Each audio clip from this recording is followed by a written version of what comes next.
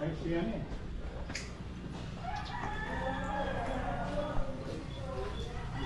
Yan si boss. Good afternoon, boss. Maganda yung facility eh. No? So yun, nakapunta kami dito sa Alam mo sa'yo, magkano? resort. Mura lang. 18,000. Pang team building talaga to. Yung area na to. So ito yung pool nila. Ito yung parking area. So pagpasok mo pa lang dito sa resort ni Sir Nico, so bubungad ka agad sa'yo yung isang basketball court na half court. So dito pwedeng gawin kung anong pwede nyong gawin, activities during team building. So at napakalawak ng kanilang parking area.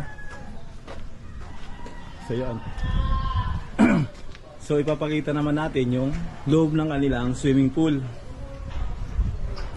So yun. Sir, i-cover ko lang, okay lang? Sa video ko.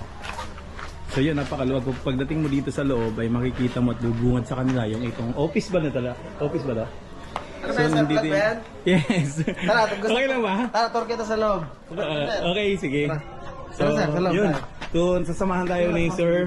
Yung, ano name mo, Sir? Mark po, Mark. Si Sir Mark ng Sir Nico. Sir Nico Resort. So, yun.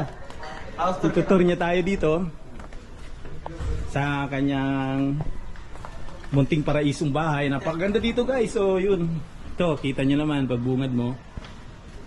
Napakaganda talaga. So, okay lang, Sir, nakasapatos ako. Sige, sir. Okay lang, sir. Pahubad. Ah, Pahubad po. Okay lang. Migas po kasi mga okay. So, wait lang.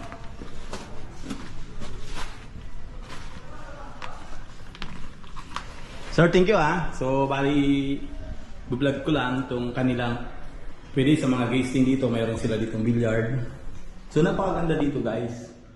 So, tingnan nyo, napakatahimik ng lugar. So, mapipil mo talaga yung kanilang area na very louder talaga. So, wala siyang noise kahit ano. So, pagpasok mo pa lang dito sa loob nila is, yun, talagang parang bahay, no?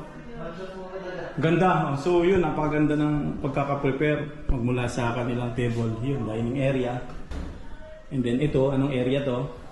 kitchen po. Kitchen area nila. So, napakasarap dito mag-relax, guys. So, tinur tayo ni Sir, anong nga din mo, Sir? Mark po. Sir Mark.